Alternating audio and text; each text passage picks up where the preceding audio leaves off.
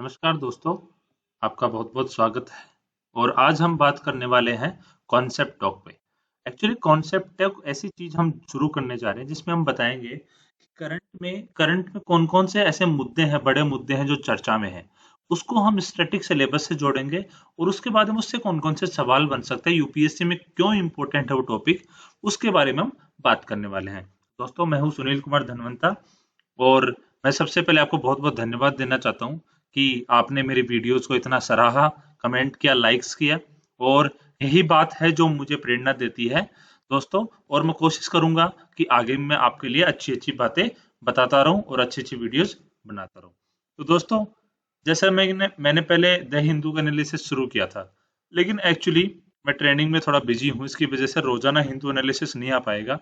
लेकिन मैं कोशिश करूंगा कि एक वीक में एक बार उस वीक की पूरी न्यूज है उसका एनालिसिस प्रस्तुत करूं दोस्तों। तो लेकिन जो कॉन्सेप्चुअल पार्ट्स हैं, जैसे आंसर राइटिंग का पार्ट है दोस्तों, आंसर राइटिंग पे हम बहुत अच्छी वीडियोस बनाने वाले हैं। इसके अलावा सब्जेक्ट वाइज स्ट्रेटजी है, उस पे हम वीडियोस बनाने वाले हैं। इसके अलावा जो कॉन्सेप्ट्स हैं, जो इंपॉर्टेंट कॉन्सेप्ट्स हैं, जैसे पॉलिटी के कुछ अच्छे कॉन्सेप्ट आ गए हैं, कुछ डिजास्टर मैनेजमेंट के, इकोनॉमी के अच्छे कॉन्सेप्ट्स हैं जो करंट में प्रचलित हैं, करंट में न्यूज में हैं और वो एग्जाम की दृष्टि से इंपॉर्टेंट हो सकते हैं। उन पे हम काफी वीडियोस बनाने वाले दोस्तों। तो दोस्तों, आज का एनालिसिस शुरू करते हैं। जो प्लान है कि आगे मेरी वीडियोस कैसे कैसे आएंगी दोस्तों, मैंने एक प्लान तैयार किया है। वो ये है कि कॉन्सेप्ट टॉक्स आएंगे हर वेडनेसडे को दोस्तों। हर वेडनेसडे को मैं एक वीडियो अपलोड करूंगा जिसमें करंट में प्रचलित कॉन्सेप्ट के बारे में चर्चा की जाएगी। उसके अलावा दोस्तों, हर सैटरडे को मैं एक आंसर राइटिंग के बारे में स्ट्रेटेजी की वीडियो अपलोड किया करूंगा कि आंसर को कैसे अप्रोच करते हैं, प्री के आंसर को कैसे करते हैं, मेंस के आंसर को कैसे करते हैं, मेंस के आंसर को समझना कैसे चाहिए दोस्तों। उसके अलावा मेंस के आंसर में अगर सामने विश्लेषण दिया हो, विवेचना दिया हो, समालोचनात्मक मूल्यांकन दिया हो, उसको कैसे समझा जाता है। इसके अलावा जो कठिन क्वेश्चंस होते हैं, दो चार भाग होते हैं क्वेश्चंस में, उन भागों का आंसर अलग अलग कैसे लिखा जाता है दोस्तों, निष्कर्ष कैसे लिखा जाता है, ऐसे का अप्रोच क्या होता है दोस्तों। तो उन सबको हम आंसर राइटिंग में चर्चा करने वाले हैं। इसके अलावा दोस्तों, हम बात करेंगे हर संडे को सब्जेक्ट वाइज स्ट्रेटजी पे। दोस्तों, सबसे पहले वीडियो जिस संडे को आने वाली है वो है हिस्ट्री।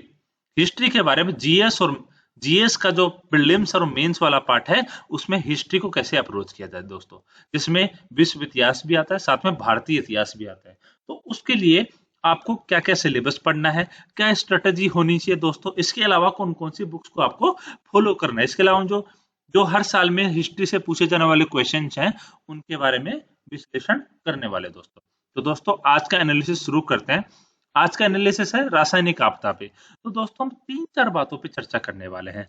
एक्चुअली जो टॉपिक है वो है आपदा प्रबंधन दोस्तों। जो जो पेपर 3 है, जीएस 3 है, उसका आपदा प्रबंधन का सेक्शन है दोस्तों, उससे जुड़ा हुआ है। जो ये है आपदा प्रबंधन में रासायनिक आपदा दोस्तों, तो रासायनिक आपदा है, उससे जुड़ा जुड़ा हुआ है टॉपिक। और आज हम इस पे बात करने वाले हैं। इसमें हम तीन चार चीजें देखेंगे कि ये जो हाल ही में जो चीजें हैं चर्चा में क्यों आ रही है, इसके अलावा इसका मेन कॉन्सेप्ट क्या है, इसकी परिभाषा क्या है कि रासायनिक आपदा होती क्या है, भारत में इसकी स्थिति क्या है दोस्तों, और इसको रोकने के लिए भारत में कौन कौन से कानून है।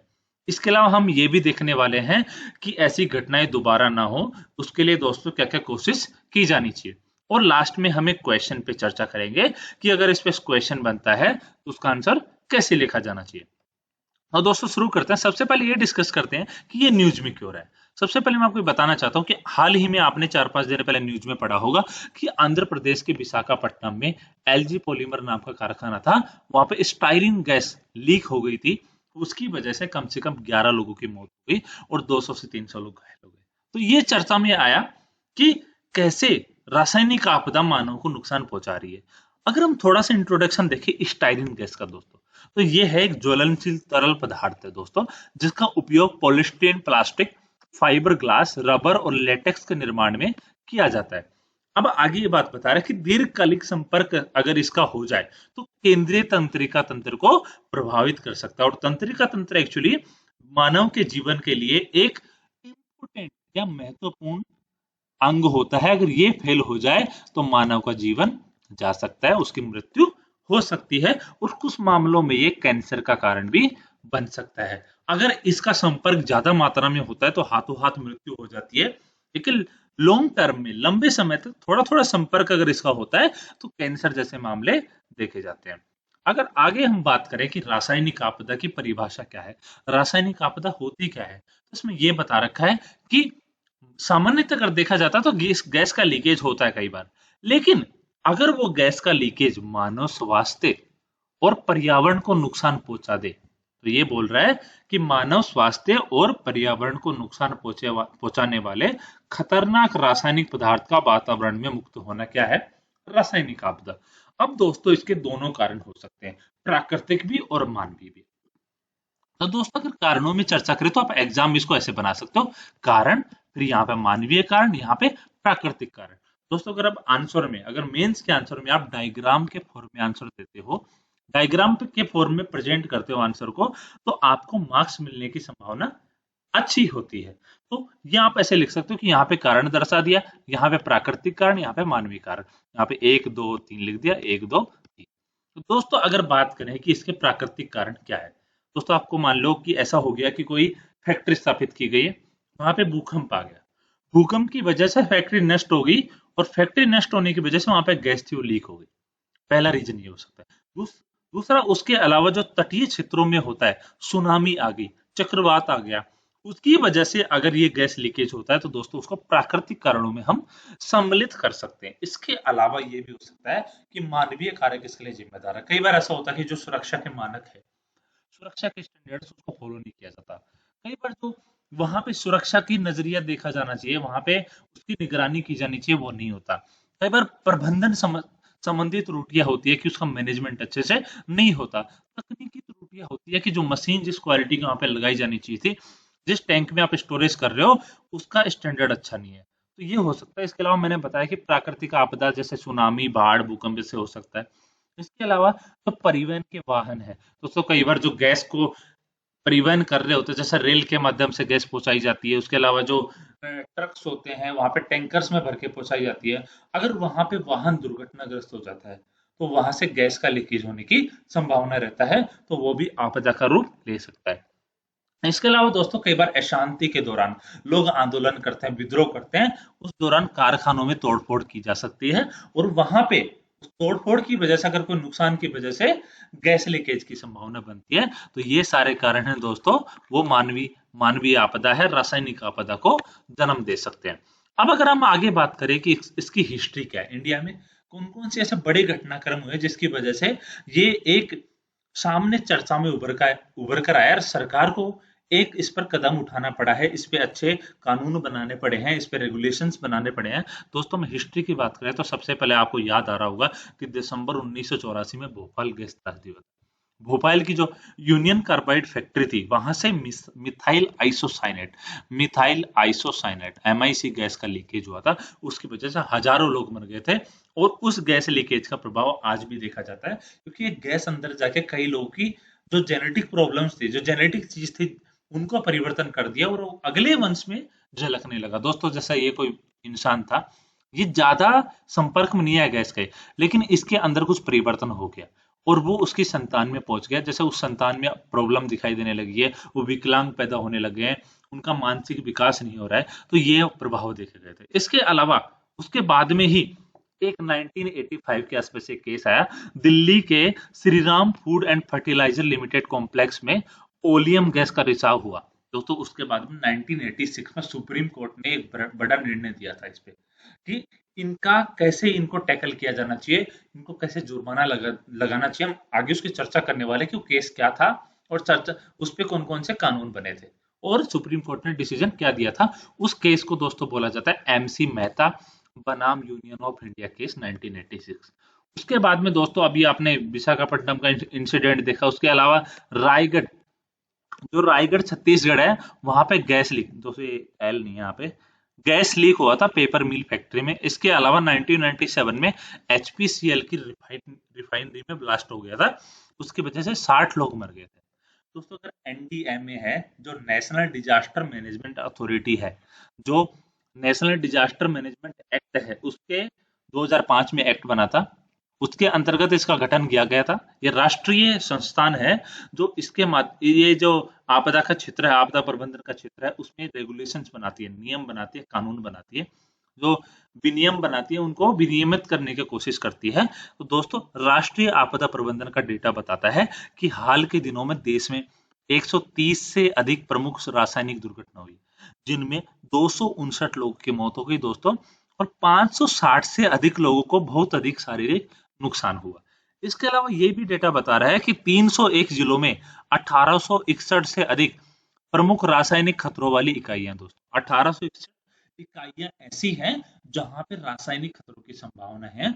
इसके अलावा ये तो पंजीकृत है, इसके अलावा हजारों असंगठित क्षेत्र में खतरनाक कारखाने हैं, वो प्रचलित हैं, जिनका डेटा गवर्नमेंट के पास में नहीं है। तो दोस्तों, ये दर्शाता है कि कैसे भारत जो है वो रासायनिक आपदा के प्रति सुभेद्य देश है। यहाँ पे रासायनिक आपदा की कैसे संभावना है। तो दोस्तों, अगर रासायनिक आपदा को रोकना है, इसका अगर आपको इसका दुष्प्रभाव है उससे बचना है, तो एक अच्छे कानूनों का होना भारत में जरूरी है। दोस्तों, भोपाल गैस से पहले कुछ बड़ा हादसा नहीं हुआ था और सरकार इतनी जागरूक नहीं थी, तो उसके पहले केवल एक लॉ था जो प्रचलित में था, वो था आईपीसी।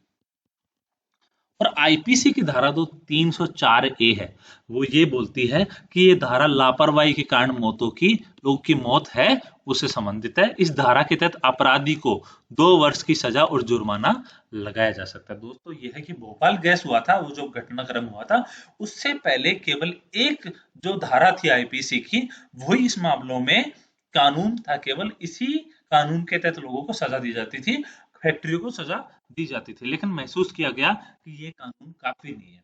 इसलिए भोपाल गैस त्रासदी के बाद में कानून बने बहुत सारे, और वो कानून कौन कौन से हैं हम एक एक को देखने वाले हैं। तो सबसे पहले कानून बना कि भोपाल गैस रिसाव दावों का निपटान अधिनियम, कि जो इससे जुड़े दावे थे कि लोगों को नुकसान हुआ है, न्याय संगत तरीके से लोगों को मुआवजा मिले, उनको न्याय मिले, तो इसके लिए अधिनियम बनाया गया कि उससे जुड़े दावे हैं उनको सुरक्षित रखने की शक्तियां प्रदान करता है। इस अधिनियम के प्रावधानों के तहत ऐसे दावों का तेजी से, कि कोई क्लेम करता है कि मेरा इतना नुकसान हुआ है, तो उसका तेजी से और न्याय संगत तरीके से निपटान करने का प्रावधान दोस्तों किया गया। इसके अलावा आगे बात करें तो एक बहुत इंपॉर्टेंट एक्ट है, वो है एनवायरमेंटल प्रोटेक्शन एक्ट 1986। ये अधिनियम केंद्र सरकार को औद्योगिक इकाइयों के लिए पर्यावरण सुधार के उपाय अपनाने, मानकों को निर्धारित करने और निरीक्षण करने की शक्तियां प्रदान करता है। कि अगर औद्योगिक इकाइयां पर्यावरण को नुकसान पहुंचा रही है, वो ऐसा काम करे, अगर जल में वो खतरनाक अपशिष्ट को छोड़ रही है, वायु में वो जहरीली गैसों को छोड़ रही है, दोस्तों पर्यावरण संरक्षण अधिनियम वहां पे एक तरह से उनको आदेश देता है कि आप ऐसा काम नहीं कर सकते, आप कुछ सुरक्षा उपाय आपको अपनाना पड़ेगा, कुछ स्टैंडर्ड्स हैं आपको अपनाना पड़ेगा, ताकि पर्यावरण और लोगों को नुकसान ना पहुंचे।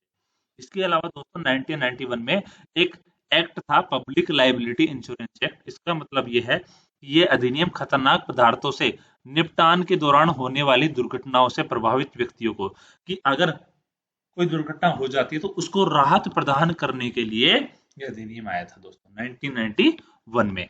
इसके अलावा यहाँ पे एक फंड भी बनाया गया था, वो था एनवायरमेंटल रिलीफ फंड।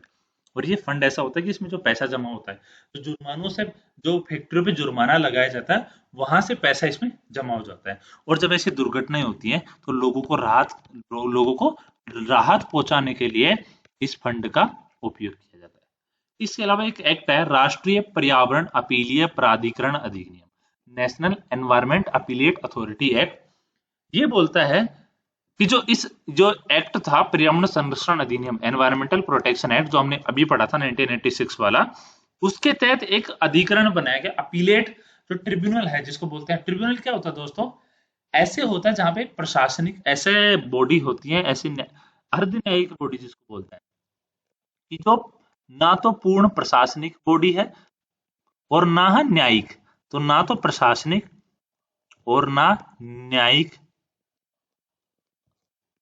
न्यायिक संस्थान है, इसमें दोनों ही प्रकार के गुण पाए जाते हैं, इसलिए इसको अर्धन्यायिक संस्थान बोलते हैं दोस्तों। और ये जो राष्ट्रीय पर्यावरण अपीलीय प्राधिकरण है, वहां पे जाके आप अगर औद्योगिक कार्यों के प्रतिबंधों के बारे में अपील सुनता है कि अगर कोई जैसा फैक्ट्री है उस पे अगर कोई सरकार उस पे प्रतिबंध लगाती है तो फैक्ट्री वहां पे अपील कर सकता है जाके इस प्राधिकरण के सामने, या कोई व्यक्ति है उसको नुकसान पहुंचा है उसकी वजह से, तो वो व्यक्ति भी वहां पे जाके अपील कर सकता है। तो ये अपील के लिए प्राधिकरण बनाया गया दोस्तों।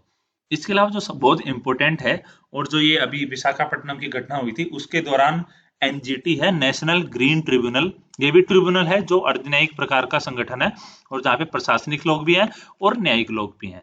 तो इसके अलावा अगर बात करें तो एनजीटी है, वो अधिनियम 2010 में आया था जो पर्यावरण के बारे में सुधार का काम करती है। अगर कोई ऐसी संस्थान है, ऐसा उद्योग है, ऐसा प्राधिकरण, ऐसा व्यक्ति है, अगर पर्यावरण को नुकसान पहुंचा रहा है दोस्तों और उसके वजह से मानव प्रभावित हो रहा है, तो ये वहां पर रेगुलेशन कर सकता है, आदेश दे सकता है। इसकी धारा 17 दोस्तों बहुत इंपॉर्टेंट है जिसके बारे में हम आगे डिस्कस करने वाले हैं, वो क्या है।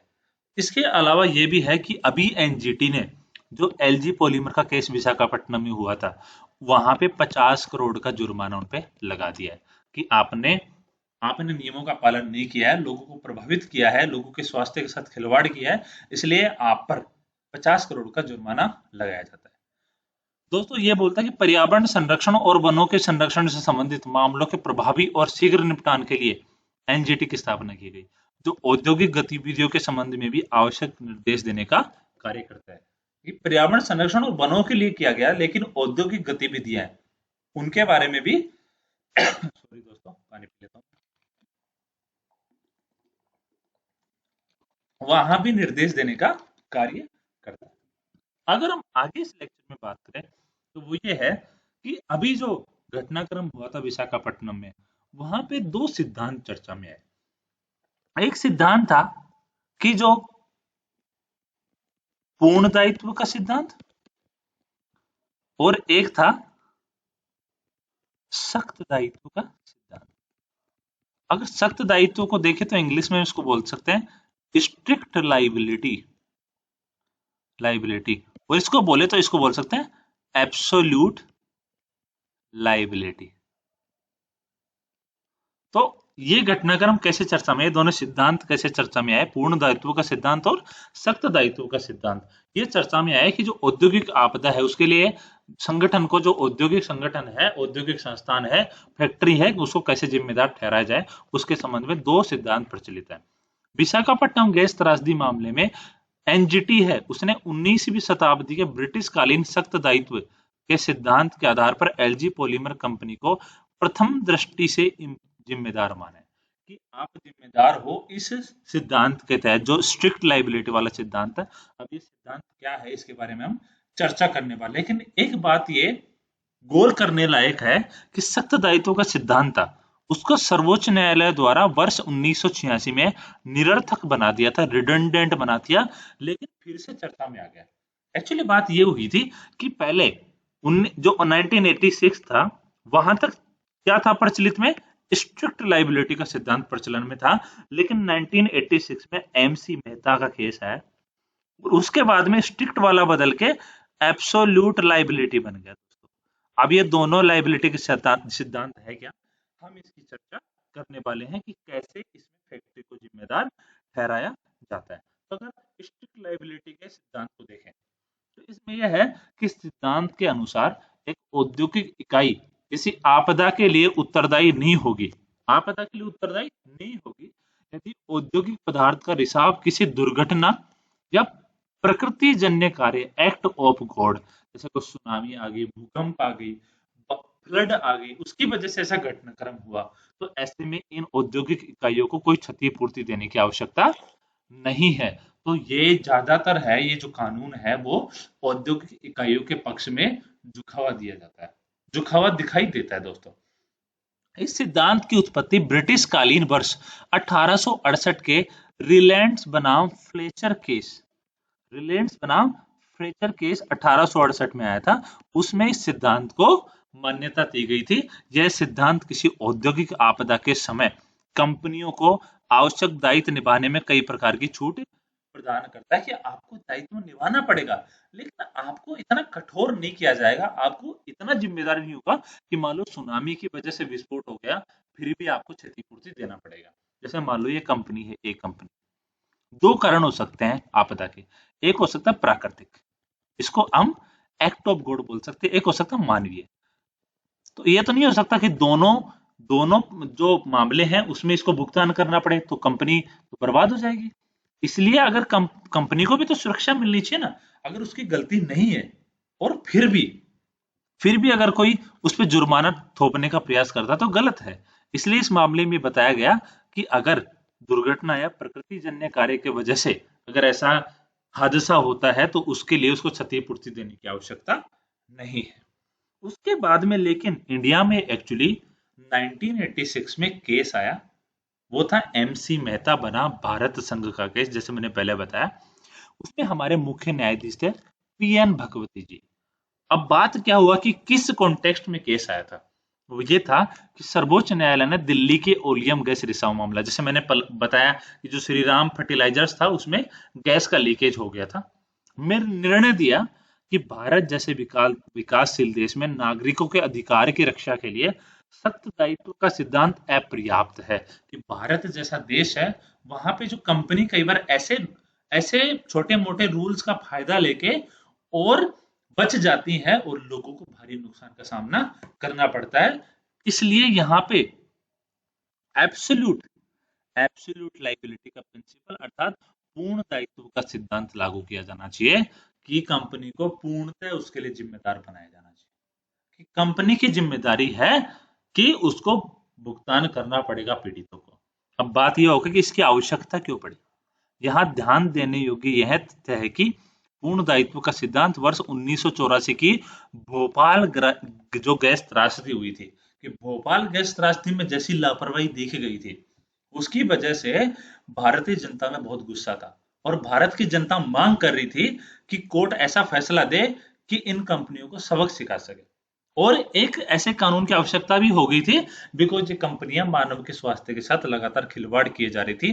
तो हमारे मुख्य न्यायाधीश PN भगवती जी, जो एक बहुत प्रोग्रेसिव चीफ जस्टिस माने जाते हैं, जिन्होंने बहुत सारे सुधार किए थे, उन्होंने भविष्य में ऐसी घटनाओं के लिए कॉरपोरेट इकाइयों को जिम्मेदार ठहराना चाहते थे। वो चाहते थे कि कॉरपोरेट इकाइयां हैं वो ऐसी घटनाओं के लिए जिम्मेदार बने, पूर्णतः जिम्मेदार बने। पूर्ण दायित्व के सिद्धांत के माध्यम से सर्वोच्च न्यायालय यह तय करना चाहता था कि भविष्य में ऐसी दुर्घटना होने पर कॉरपोरेट को किसी प्रकार की छूट प्रदान नहीं की जाए। अगर ऐसी घटना होती है तो कॉरपोरेट पूरी तरह से जिम्मेदार होना चाहिए। कि इंडिया में भ्रष्टाचार का जो केस था, भ्रष्टाचार बहुत फैला हुआ था, उसकी उसकी वजह से अगर कंपनी की गलती से भी अगर कोई घटनाक्रम हुआ है तो उसमें भी कंपनियां बच जाती थी। इसलिए वहां पे पूर्ण पूर्ण दायित्व का सिद्धांत वहां पे लागू किया गया और सुप्रीम कोर्ट ने लागू किया 1986 में। इन इकाइयों से आवश्यक क्षतिपूर्ति राशि अवश्य वसूल की जाए, जहां निरपेक्ष या पूर्ण का तात्पर्य है समाज के लिए जिम्मेदारी निभाने की बाध्यता। अगर आप समाज को नुकसान पहुंचा रहे हो, समाज के लोगों की मान लो श्रमिक है वहां से ले रहे हो, तो उसकी स्वास्थ्य की जिम्मेदारी भी आपकी, उसके अच्छा स्वास्थ्य हो उसका, उसकी जिम्मेदारी आपकी है। उसके साथ आप खिलवाड़ नहीं कर सकते। अगर ऐसी घटनाक्रम होता है तो आपको पूर्णतः उसका भुगतान करना पड़ेगा, क्षतिपूर्ति करना पड़ेगा। और कोर्ट ने यह भी बोला कि जो पूर्ण दायित्व का सिद्धांत है वो भारतीय संविधान के अनुच्छेद 21 का हिस्सा है, जिसमें बोला गया कि right to life and personal liberty, जीवन जीने का अधिकार है। लेकिन दोस्तों केवल जीवन जीने का अधिकार ही नहीं है, पशु भी अपना जीवन व्यतीत करते हैं। लेकिन अगर मानव जीवन व्यतीत करना चाहता तो गरिमापूर्ण और क्वालिटी का लाइफ उसको मिलना चाहिए। इसलिए अनुच्छेद 21 है भारतीय संविधान का एक मोस्ट इंपोर्टेंट अनुच्छेद माना जाता है, जिसमें बहुत सारे बाद में जो अधिकार है वो जोड़े गए। जैसे कि अगर आपको रात को कोई परेशान करता, आपको सोने नहीं देता, तो आपको एक पीसफुल नींद की शांतिपूर्ण नींद लेने का अधिकार है। इसलिए ही शहरों में 10 बजे के बाद में लाउड स्पीकर पे रोक है कि अगर आप प्रदूषण के माध्यम से परेशान हो, आप प्रदूषण के माध्यम से आपके स्वास्थ्य के साथ खिलवाड़ हो रहा है, तो आपको एक प्रदूषण मुक्त जीवन जीने का अधिकार है। इसलिए ही सुप्रीम कोर्ट कई बार दिल्ली सरकार में बोलता है कि आप प्रदूषण को कम कीजिए, CNG बसों को चलाइए, जो डीजल पेट्रोल की बसें हैं उनको रोकने की कोशिश कीजिए।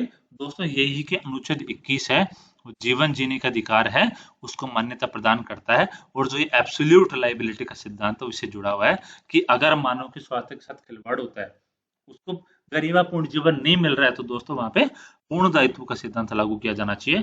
केवल ये नहीं कि थोड़ा बहुत उसको जिम्मेदारी प्रदान कर दिया कंपनी को, नहीं, ऐसा नहीं चलेगा। भारत जैसे विकासशील देश में कंपनी को पूर्णतः जिम्मेदार माना जाना चाहिए।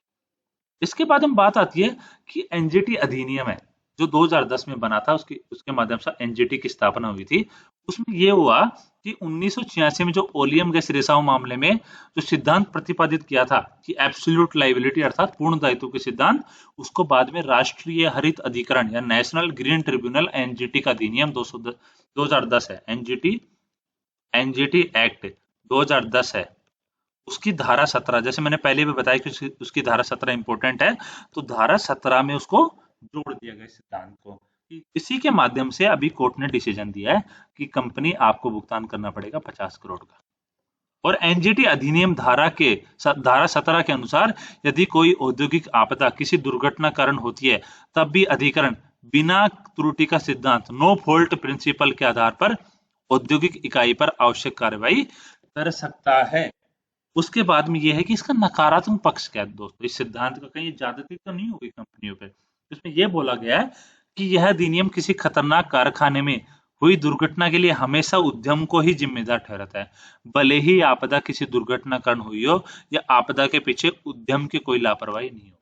ये भी बोलता है कि यार ऐसा नहीं हो कि कंपनी को भुगतना पड़े, कंपनी ने गलती नहीं की उसके बावजूद भी उसको भुगतना पड़े, तो ये एक नकारात्मक पक्ष है इस सिद्धांत का। दोस्तों आपको क्वेश्चन पूछा जाए कि पूर्ण दायित्व के सिद्धांत और सख्त दायित्व के सिद्धांत में कौन सा अधिक उपयुक्त है, पक्ष और विपक्ष पे चर्चा कीजिए। तो दोस्तों आपको उसका पॉजिटिव भी लिखना पड़ेगा, साथ में निगेटिव भी लिखना पड़ेगा। तो आपको ये बताना पड़ेगा दोस्तों कि जो सिद्धांत है उसमें ये बोला गया कि पूर्णतः जिम्मेदार माना गया है, और कंपनी अगर जिम्मेदार नहीं उसके बावजूद उसको भुगतान करना पड़ रहा है, तो दोस्तों ये हो कि भारत में इन्वेस्टमेंट ना करे, तो कंपनी भारत में क्यों आना चाहेगी?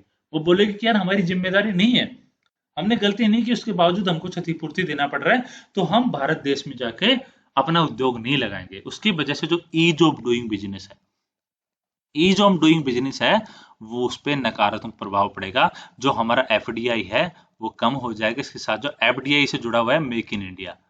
तो ऐसे आप आंसर भी जोड़ सकते हो कि अगर ये सिद्धांत अप्लाई किया जाता है तो जो कंपनी है उसमें नकारात्मक एक संदेश जा सकता है, जिसकी वजह से भारत की ईज ऑफ डूइंग बिजनेस है उसमें नकारात्मक प्रभाव जाएगा, और वहां से एफडीआई कम होगा, और एफडीआई कम होने की वजह से जो मेक इन इंडिया का प्रोग्राम है उस पर नकारात्मक प्रभाव पड़ सकता है। तो दोस्तों आपको क्वेश्चन में मल्टी सेक्टोरल अप्रोच अपनाना पड़ेगा कि आपको इंटर रिलेट करना पड़ेगा चीजों को, एक से दूसरी चीज को रिलेट करना पड़ेगा। अब आपदा प्रबंधन से आपने कैसे इकोनॉमी को रिलेट कर दिया, तो दोस्तों आपको केवल एक सेक्टर में नॉलेज नहीं लेना है, आप अगर आंसर लिख रहे हो तो उस चीज को सामाजिक पक्ष से जोड़िए। आप उसको, हमने जोड़ दिया कि जीवन जीने का अधिकार है, इसके अलावा आप पॉलिटी से जोड़िए, उसको इकोनॉमी से जोड़िए, साथ में एथिक्स से भी जोड़ सकते हो कि अगर कोई कंपनी किसी के स्वास्थ्य के साथ खिलवाड़ कर रही है दोस्तों, वो जो उसको मानक अप्लाई करने थे, वहां पे स्टैंडर्ड्स लागू करने थे कि किसी को सुरक्षा उपकरण प्रदान करना, जिससे कोई श्रमिक वहां पे काम कर रहा है तो उसको जो उसके कपड़े हैं वो सुरक्षा सुरक्षा प्रदान करने वाले होने चाहिए, लेकिन कंपनी उसको ऐसा प्रदान नहीं कर रही, उसको मिनिमम वेतन नहीं दे रही है, तो ये कुछ चीज है उसके अधिकारों का उल्लंघन करेगी, और अधिकारों का उल्लंघन है तो कहीं ना कहीं ये एक अनैतिक कार्य बन जाता है। तो दोस्तों आपने जोड़ दिया, इस क्वेश्चन को आपने पॉलिटी से जोड़ दिया, सोसाइटी से जोड़ दिया, आपने इसको इकोनॉमी से जोड़ दिया, इसके अलावा आपने आपने नैतिकता एथिक्स से भी इसको जोड़ दिया, तो चारों पेपर से आप इसको जोड़ चुके हो। तो ऐसे में आपको मार्क्स मिलने की संभावना ज्यादा होगी। इसके अलावा बात किया जाए कि ऐसी ऐसी घटनाएं हो रही हैं, लेकिन इसके लिए किया क्या जाना चाहिए, तो यही है कि कई कमिटीज बनाएगी। उसने बोला कि एक स्पष्ट कार्य प्रणाली की घोषणा की जानी चाहिए और एक सहायता राशि कोष की स्थापना की जानी चाहिए जो औद्योगिक इकाइयों पर लगाए जाने वाले आवश्यक शुल्क से मिलकर बनी हो। कि औद्योगिक इकाइयों पर कई शुल्क लगाए जाते हैं, उससे एक सहायता राशि कोष बनाई जानी चाहिए, और जब ऐसी दुर्घटना हो तो वहां पे उससे भुगतान किया जा सके, उससे क्षतिपूर्ति की राशि प्रदान की जा सके। इसके अलावा जो एनडीएमए द्वारा जारी निर्देश है, दिशा निर्देश है, जो नेशनल डिजास्टर मैनेजमेंट अथॉरिटी है, उसके दिशा निर्देश हैं, वो रासायनिक आपदाओं से निपटने के लिए क्या बोलते हैं दोस्तों, विभिन्न स्तरों के कार्मिकों से सक्रिय भागीदारी उनकी जरूरी है। कि जो मैनेजर के लेवल के हैं, जो जो वहाँ पे वर्कर्स के लेवल के हैं, इसके अलावा जो सरकार है, उन पे हर स्तर पर आपको प्रयास करना पड़ेगा, उनकी भागीदारी ऐसे दिशा निर्देशों में सुनिश्चित करनी पड़ेगी। ऐसे नीति पॉलिसीज बनाई जा रही है, वहां पे उनकी भागीदारी सुनिश्चित की जानी चाहिए। और बहुविषयक, कि एक ही पक्ष के बारे में नहीं सोचना चाहिए, आपको कानूनी पक्ष के बारे में सोचना पड़ेगा, पर्यावरण के बारे में सोचना पड़ेगा, समाज के बारे में सोचना पड़ेगा, और बहु क्षेत्रीय दृष्टिकोण अपनाना पड़ेगा। अतः इस दिशा में एनडीएमए के साथ साथ राज्य सरकारों तथा सभी हितधारकों को मिलकर रासायनिक आपदा प्रबंधन की दिशा में कार्य करना चाहिए। दोस्तों, अगर आप निष्कर्ष लिख रहे हो आंसर में, तो ये निष्कर्ष लिख सकते हो कि सहायता राशि कोष की स्थापना हो, दिशा निर्देशों में सबकी भागीदारी सुनिश्चित हो, राज्य सरकार और केंद्र सरकार और अन्य जो हितधारक हैं, एनजीओज हैं, उनको सबको मिला के इस दिशा में कार्य करना चाहिए। तो दोस्तों, मैंने यहाँ पे एक पीडीएफ का लिंक दिया है, अगर आपको दिशा निर्देश पढ़ने की रासायनिक आपदा के बारे में कौन कौन से दिशा निर्देश हैं, तो आप ये इस वेबसाइट पे जाके इस पीडीएफ को डाउनलोड कर सकते हो, वहां से पढ़ सकते हो। दोस्तों, अभी बात आती है कि इस पे क्वेश्चन कैसे बन सकता है। मैंने ये तो बता दिया कि जीएस3 से लिंक्ड है, आपदा प्रबंधन से लिंक्ड है, लेकिन क्वेश्चन क्या क्या बन सकते हैं, इससे क्वेश्चन 2-3 बन सकते हैं, जिसमें मैं चर्चा कर देता हूँ। दोस्तों, पहला क्वेश्चन ये बन सकता है कि जो सख्त दायित्व का सिद्धांत है और जो पूर्ण दायित्व का सिद्धांत है, उसमें अंतर क्या है, और कौन ज्यादा उपयुक्त है, कौन अच्छा है, कौन से सिद्धांत को भारत को अप्लाई किया जाना चाहिए। दोस्तों, आप सबसे पहले टेबल बना के कि यहाँ पे पहला सिद्धांत, यहाँ पे दूसरा सिद्धांत, और 1 2 3 4 वहां पे अंतर दिखा सकते हो। साथ में ये बता सकते हो कि भारत जैसे विकासशील देश में हमें पूर्ण दायित्व के सिद्धांत का जो पालन है वो किया जाना चाहिए, लेकिन हमें यह भी ध्यान रखना चाहिए कि कंपनी के साथ अन्याय ना हो और कंपनी को बेवजह भुगतान ना करना पड़े, और जो भारत का ई जो बिजनेस है उसमें नकारात्मक प्रभाव ना पड़े। तो दोस्तों, आपको एक संतुलित अप्रोच बनाना पड़ेगा आंसर में। इसके अलावा दूसरा क्वेश्चन ये बन सकता है कि भारत में रासायनिक आपदा की स्थिति क्या है, इसके आने के कारण क्या है बार बार, तो और इसके अलावा आप उपाय कौन कौन से सुझा रहे हो। दोस्तों, पहले सबसे पहले आपको लिखना पड़ेगा कि भारत में हाल ही में आपदा देखी गई, इसके अलावा जो हिस्ट्री मैंने बताई है वहां पे आप कर सकते हो। कारण मैंने बता दिया कि प्राकृतिक और मानवीय कारण है। इसके अलावा जो कानून तो बने, लेकिन उनका सक्रिय जो क्रियान्वयन है वो नहीं हो पा रहा है, तो आप ये दर्शा सकते हो कि हमें जो कानून बनाए उनका अच्छे से क्रियान्वयन करना पड़ेगा। दोस्तों, आपको आंसर लिखना पड़ेगा। तो यही है कि अगर इससे कोई सवाल आता है तो आपको इस पीपीटी का सहायता लेके, इस लेक्चर का सहायता लेके आपको कोशिश की जानी चाहिए कि अच्छा आंसर आप लिख सको। और दोस्तों, अगर आपके मन में फिर भी कोई सवाल है, फिर भी कोई कॉन्सेप्ट आपको समझ में नहीं आ रहा, तो निश्चित रूप से आप मुझे कमेंट बॉक्स में बताइए, और ये भी बताइए कि आपको लेक्चर कैसा लगा, और जो ये कॉन्सेप्ट टॉक की जो सीरीज है, जो कॉन्सेप्ट टॉक की सीरीज हम शुरू करने जा रहे हैं, वो आपको कैसी लगी दोस्तों, और फ्यूचर में कौन कौन से टॉपिक्स पे आप इस पे लेक्चर देखना चाहते हो। दोस्तों, ये बताना चाहता हूँ कि ये लेक्चर खत्म हो चुका है और ये सारी चीज मैंने समझाने की कोशिश की। मुझे उम्मीद है कि आपको चीजें समझ में आई है। अगर आपको अच्छा लगा तो लाइक कीजिए, अगर अच्छा नहीं लगा तो डिसलाइक कीजिए। उसका रीजन बताइए कि आप उसको पसंद क्यों नहीं कर रहे, अपने सुझावों के साथ चीजें प्रस्तुत कीजिए। दोस्तों, मैं आपको एक बात बताना चाहता हूँ इंपॉर्टेंट, कि प्रशासन में ऐसे लोग नहीं चाहिए जो केवल गलतियां निकालें। दोस्तों, मैं बताना चाहता हूँ कि प्रशासन ऐसे लोगों की डिमांड करता है जो गलतियां निकालता हो, लेकिन साथ साथ में उसको सही करने के, उसको उसको एक अच्छा सॉल्यूशन देने के लिए भी आगे आता हो। तो आप मुझे गलतियां बताइए, लेकिन उसका सॉल्यूशन भी मुझे बताइए कि आपको क्यों बुरा लगा, और इसके अलावा फ्यूचर में इस पर क्या किया जाना चाहिए, आपकी डिमांड क्या है। इसके अलावा दोस्तों के साथ शेयर कीजिए, बिकॉज मैं चाहता हूं कि इस लेक्चर का लाभ ज्यादा से ज्यादा लोगों तक पहुंचे, और सब्सक्राइब कर दीजिए इस चैनल को, ताकि आपको अगले वीडियो आने पर अपडेट का पता लग सके। दोस्तों बहुत बहुत धन्यवाद आपका, आपने लेक्चर देखा, आपने अपना टाइम निकाला, और मुझे कमेंट बॉक्स में जरूर बताइएगा कि आपको लेक्चर कैसा लगा। जय हिंद, धन्यवाद, आपका बहुत बहुत शुक्रिया। और अपने लेक्चर आने वाले हैं आगे सैटरडे संडे को, उसको देखिए और मुझे बताने कि वो कैसे लगे आपको। दोस्तों, बहुत बहुत धन्यवाद आपका।